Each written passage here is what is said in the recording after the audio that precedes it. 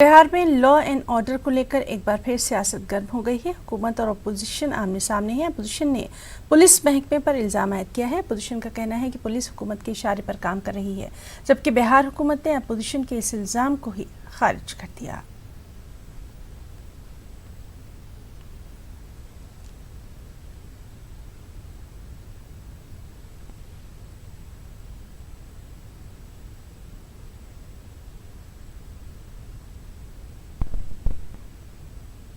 Police प्रशासन का काम है लॉ एंड ऑर्डर, विधि व्यवस्था चुस्त दुरुस्त करना, जनता की सुरक्षा में काम करना, उनके लिए लगे रहना।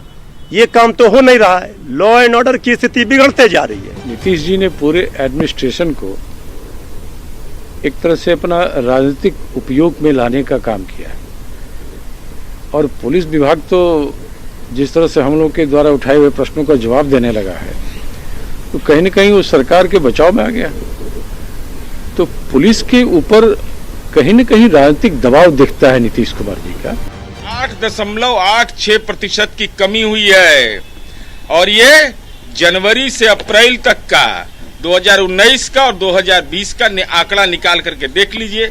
हमारा सलाह होगा कि कम से कम पढ़िए लिखिए जरूर।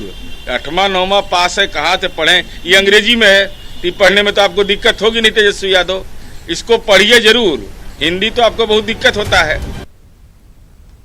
मध्य प्रदेश में 12वीं बोर्ड के बाकी पेपरों के इम्तिहानात आज से शुरू हो गए हैं। 9 बजे से शुरू होने वाले इम्तिहानात के लिए तलबा को थर्मल स्क्रीनिंग के लिए इम्तिहान सेंटर में 1.25 घंटे पहले बुलाया गया। 2 शिफ्टों में शुरू होने वाले 12वीं बोर्ड के इम्तिहान से पहले पूरे सेंटर को सैनिटाइज किया गया। इसके बाद सोशल डिस्टेंसिंग की बुनियाद पर एक कमरे में 10 तलबा को रखकर ही इम्तिहान शुरू किया गया।